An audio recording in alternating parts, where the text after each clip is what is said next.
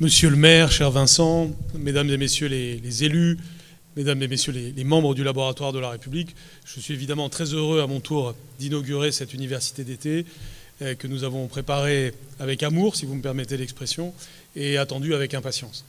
Nous ne pouvions pas imaginer, quand nous l'avons préparée, que nous serions dans la situation institutionnelle que tout le monde connaît. Et je vais bien me garder de faire la moindre analyse à ce stade. Comme vous le savez, je parlerai samedi et je me réserve pour ce moment-là. À ce stade, je voudrais simplement expliquer pourquoi nous sommes là et ce qui vous attend au cours de ces 2 jours et l'esprit dans lequel nous sommes. Mais d'abord, monsieur le maire, je veux vous remercier très vivement. Vous l'avez dit, à l'instigation de la famille Rébérotte, dans toutes ses composantes ici présentes, vous avez été d'un chaleureux accueil pour cette idée. Et nous étions fiers de pouvoir compter sur vous, tout simplement parce que cette ville a tous les mérites que vous venez de rappeler magnifiquement. Et je les connaissais un peu, ces mérites, pour plein de raisons. Dans le passé, j'ai eu l'occasion de travailler sur la biographie de Michel Barouin, qui était un Morvandiau, qui était du coin, si je puis dire. Je suis venu ici à plusieurs reprises, et notamment en tant que ministre, notamment pour encourager les langues anciennes.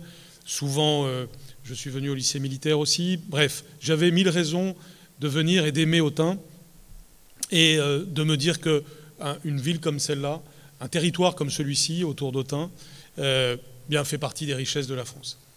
Et parfois, c'est un peu triste de se dire que ces richesses sont parfois méconnues, sous-utilisées, et qu'il peut y avoir aussi, de la part de la population, le sentiment d'être oublié, d'être en situation périphérique pour des raisons démographiques, économiques, sociales, politiques, culturelles, et que c'est grâce à des gens comme vous, si vous êtes là, c'est que vous êtes dynamique, c'est que vous croyez à l'engagement, que c'est grâce à des gens comme vous que tous les éléments de renaissance, et c'est évidemment vous, monsieur le maire, qui l'illustrez si bien, tous les éléments de renaissance peuvent être réunis. C'est pourquoi il faut prendre au sérieux le mot laboratoire.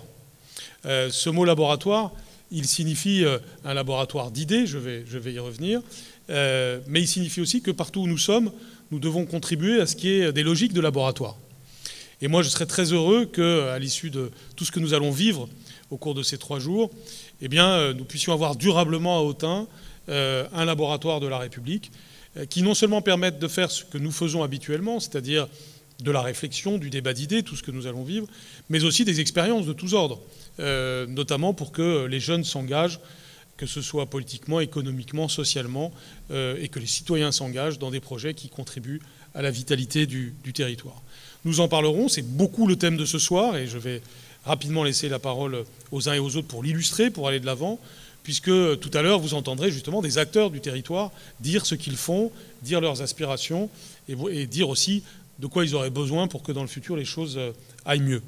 Et c'est cet optimisme, ce dynamisme dont nous avons besoin. Et c'est par cela qu'il faut commencer quand nous abordons les éléments de crise contemporaine. Encore une fois, nous reviendrons sur ces sujets, y compris sous l'angle international, au cours de ces 3 jours. Mais déjà aujourd'hui, notre démarche est faite pour illustrer le fait que nous croyons en la République, nous croyons en la démocratie. Et j'en viens à la deuxième dimension du laboratoire, c'est que c'est un laboratoire d'idées. Et ce mot ne doit pas faire peur. On a beaucoup trop tendance à opposer la théorie et la pratique. Or, s'il n'y a pas des idées, il n'y a pas de vitalité. Si, par exemple, dans nos vies individuelles, nous n'avons pas une idée sur ce que nous voulons, si nous n'avons pas de cap, eh bien, nos vies auront davantage de problèmes que si nous savons où nous voulons aller. Eh bien, il en est de même pour les destinées collectives.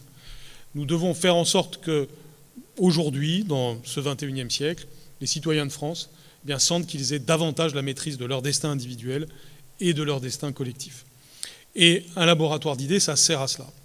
Or, je constate malheureusement que c'est plutôt du côté des extrêmes que la question des idées est prise au sérieux. Cela fait longtemps que du côté de la radicalité politique ou du côté de la radicalité religieuse, eh bien, il y a une offre en quelque sorte. Et que cette offre, elle peut même être séductrice pour les jeunes en particulier.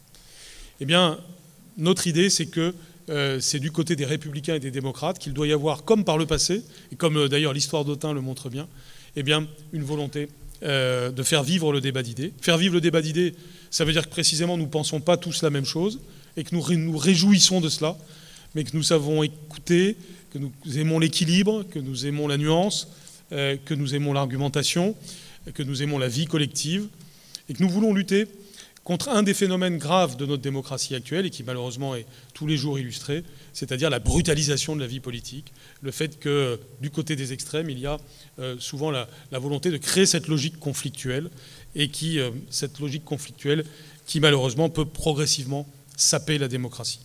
Nous avons besoin de débats, de différences, d'adversité politique, mais en démocratie, on n'a pas d'ennemis, on a juste des adversaires et on est tous des Français qui voulons le bien de la France, normalement. Je dis bien normalement.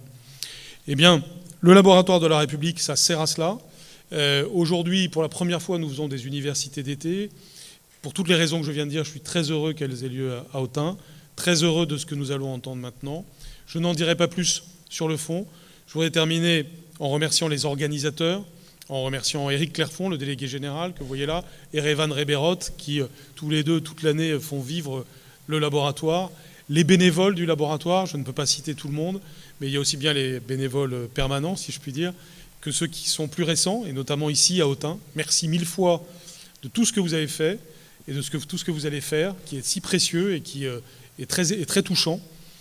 Et puis merci à vous tous d'être là. Encore une fois, si vous êtes là, c'est que vous êtes engagés, c'est que vous aimez votre pays, c'est que vous aimez la République, vous avez envie de contribuer à ce que les choses aillent mieux. Eh bien, c'est ce que l'on va s'efforcer de faire. C'est pourquoi je vais donner maintenant la parole à Benjamin Morel. Benjamin Morel est le secrétaire général du laboratoire de la République. Il est assez connu parce que c'est non seulement un universitaire en droit public, mais aussi quelqu'un qui intervient souvent dans les médias pour donner un éclairage, non seulement savant, mais je dirais politique de l'actualité. Il a beaucoup de travail en ce moment.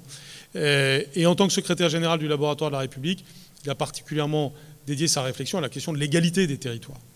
Il y a un principe dont on parle trop peu, qui est celui de l'indivisibilité de la République.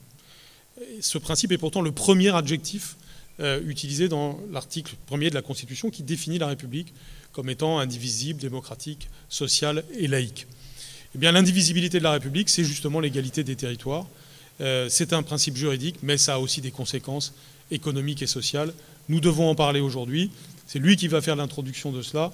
Je l'en remercie et ce sera l'illustration du dynamisme, de la jeunesse et de la force du laboratoire de la République et donc de nous tous. Merci beaucoup.